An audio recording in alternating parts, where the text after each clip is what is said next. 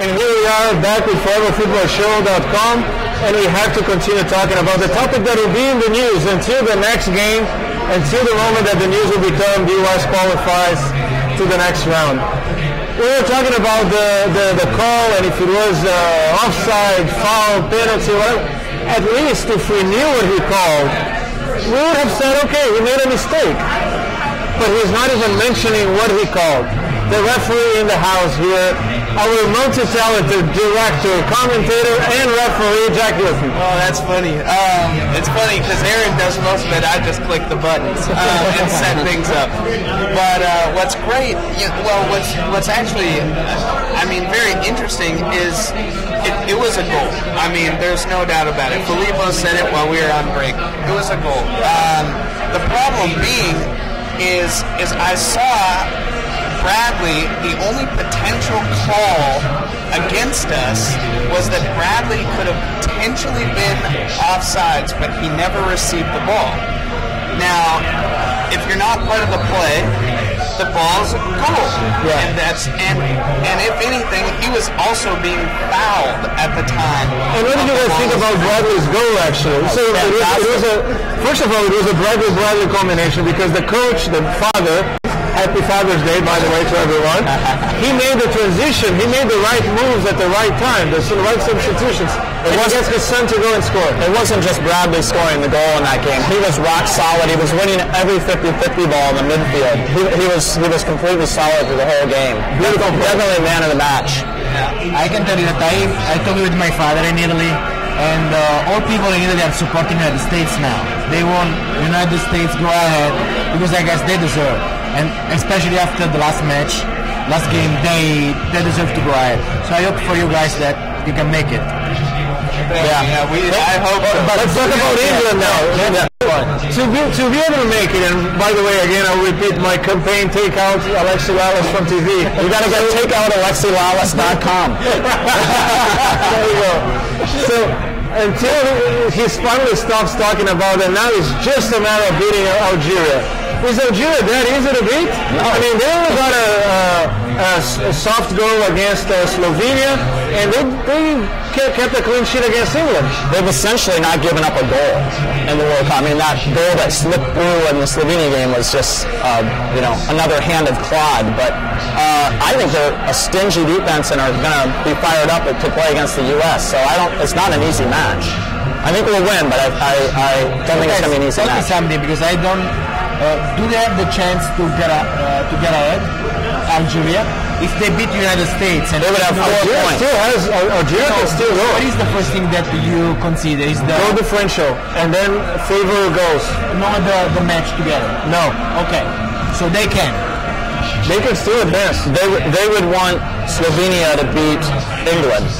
Then Slovenia would be at the top of the group with 7 points, and Algeria would be second with 4 if they beat the US. But if England beat Algeria, beat Slovenia, so and Algeria beat the United States, will be England 5 and Slovenia and Algeria 4.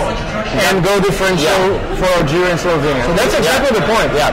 I think it's a little bit of a stretch for Algeria to win, but I think, ultimately, the U.S. will have to play the similar, if I have to remember a game for the U.S. to emulate, is the 3-0 against Egypt in the Confederations Cup, when it was already unimaginable because the combination of results had to discount a 6-goal differential. Brazil beat Italy 3-0. And U.S. beat Egypt 3-0. I think that's what they need to do. They need to play, because Egypt and Algeria are very similar in nature, and they actually went all the way to an extra game in the qualifying of Africa. Egypt and Algeria, they couldn't untie. They actually had same number of points, same number of goals, same goal differential, and same heads up. But they had to play an extra game. But now my question for you guys is, what about England? What's going to happen between England and Slovenia?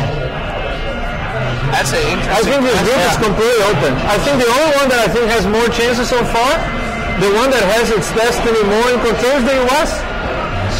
I agree.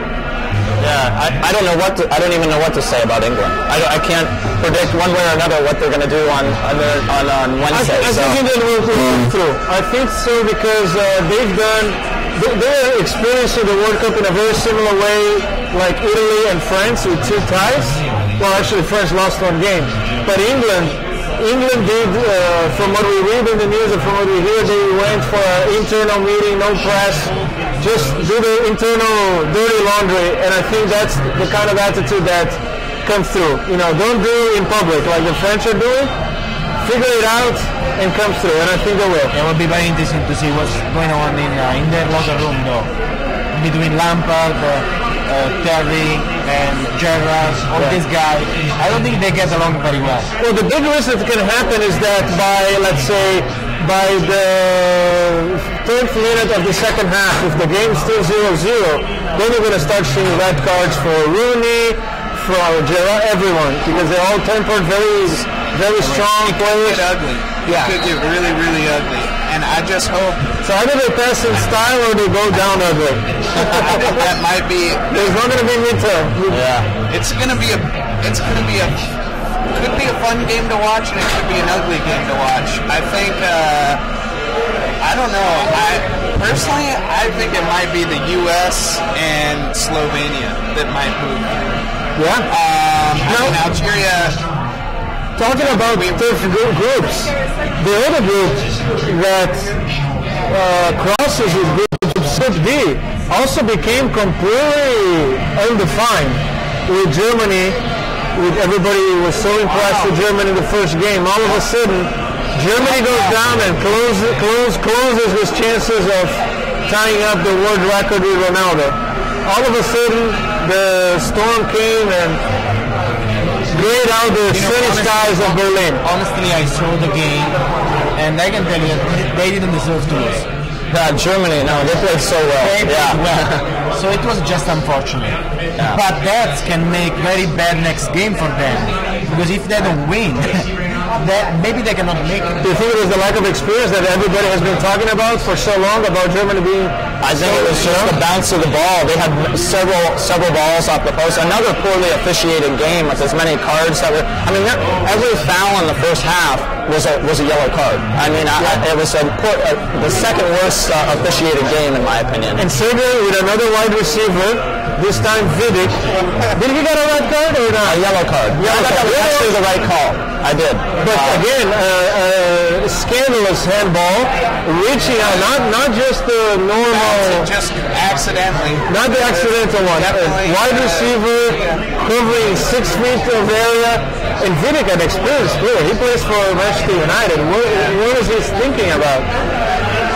He almost gave the penalty. He wasn't thinking. It was like, look, there it is. And so with the results of this week there, Australia tying Ghana. Also, was it a surprise to you guys? Yeah, but even though we talked about that also last week, African team are just disappointing. And also Ghana is not playing very well. Maybe they can make through. Maybe, no, they have to play with Germany, so maybe they cannot make it.